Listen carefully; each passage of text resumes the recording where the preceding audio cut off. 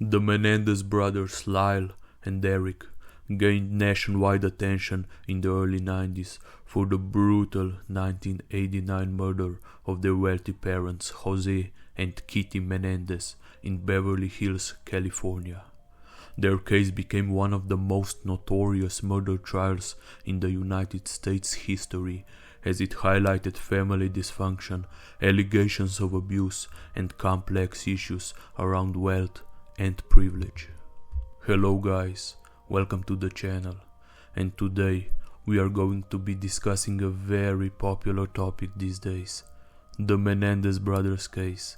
Buckle up, give a like, subscribe, and enjoy the video. Let's go. On August 20th, 1989, Jose and Kitty Menendez were shot multiple times in their Beverly Hills mansion. The murder was exceptionally brutal, with both parents sustaining numerous shotgun wounds. At first, Lyle, 21 years old, and Derek, 18 years old, claimed to have discovered their parents' bodies after returning from a movie. They called 911, sounding distraught. For months, authorities believed the deaths might have been a mob hit or related to Jose's business dealings. Cause Jose Menendez was a wealthy entertainment executive, and his high profile initially misled investigators into believing that he perhaps owed some money to some shady people and that they had come to collect. But to truly understand this case, we need to rewind the time back to where it all started. Lyle and Eric Menendez were born to Jose and Kitty Menendez, a wealthy and ambitious couple with immigrant roots on Jose's side and a high-profile lifestyle. Their early years seemed ideal from the outside looking in. The family had financial success, lived in luxurious homes all across the US, and had access to elite schools and sports opportunities like tennis.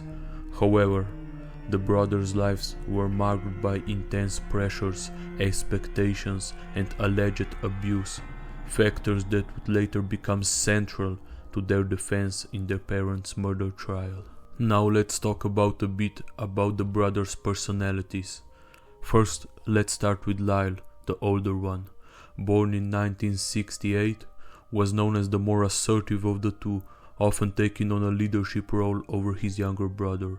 He attended Princeton University briefly, but was expelled for poor academic performance and plagiarism, which of course led to intense conflict with his father.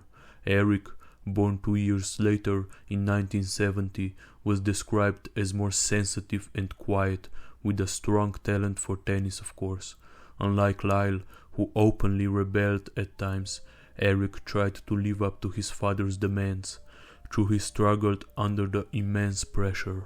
From an early age, the both brothers reported experiencing verbal and emotional abuse, and later in court they even alleged physical and sexual abuse at the hands of their father.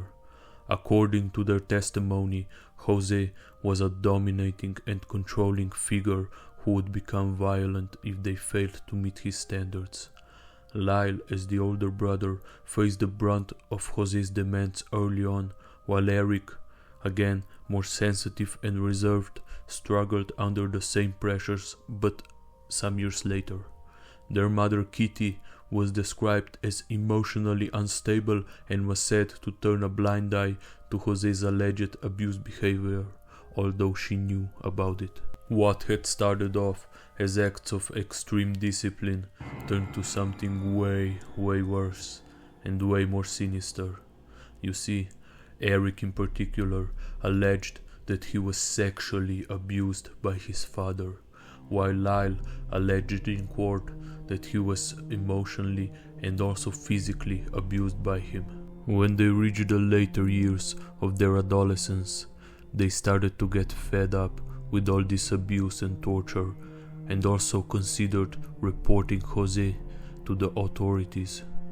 And what did he do? He threatened his own sons with murdering them, so they wouldn't dare. And all of this leads us to the events happening on August 20th, 1989. So, on the evening of August 20th, 1989, Lyle and Eric entered their family home in Beverly Hills with shotguns after spending some time planning the attack. Their parents were relaxing in the family room.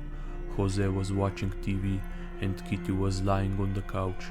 The brothers reported later that they were under extreme emotional distress and feared for their lives due to their father's alleged abuse. Lyle had fired the first shot, hitting Jose in the back of the head. He was killed almost instantly, with the impact of the shotgun blast nearly obliterating all of his skull.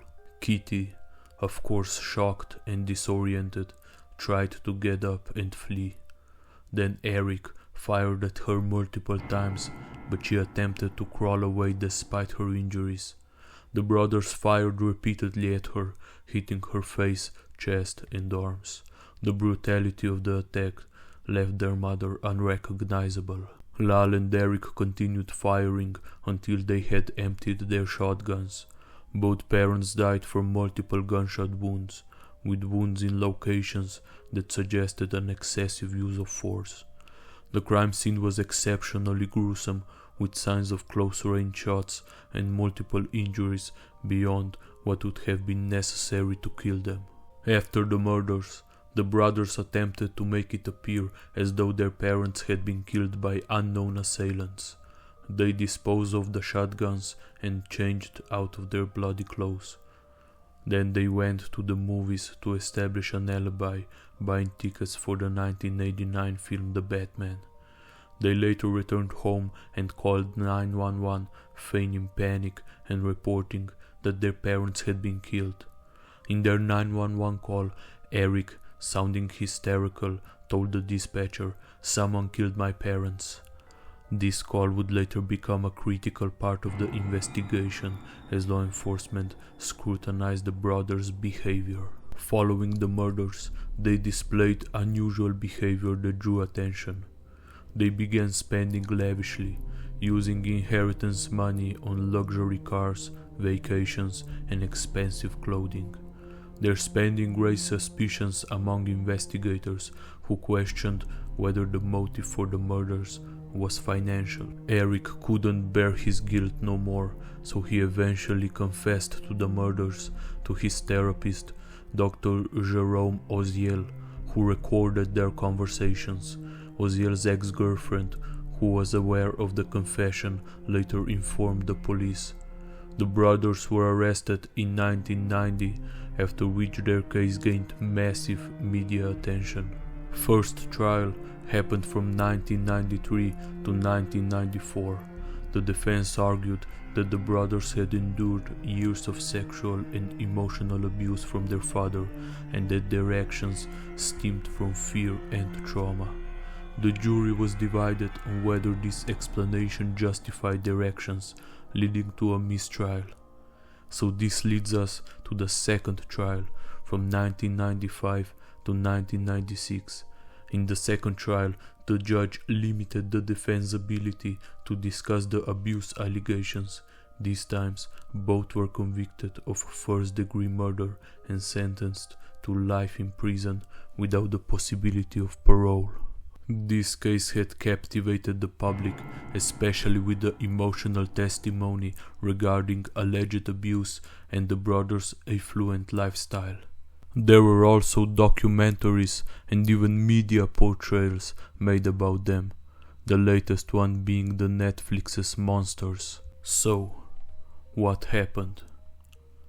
Lyle and Eric Menendez are both serving life sentences in California in two separate prisons. Since the trial, there has been continued interest, especially online, in the brothers' lives and the complex aspects of their case. And this brings us to the end. Thank you guys so much for watching. If you enjoyed the video, give me a like, subscribe to the channel, and I will see you in the next one.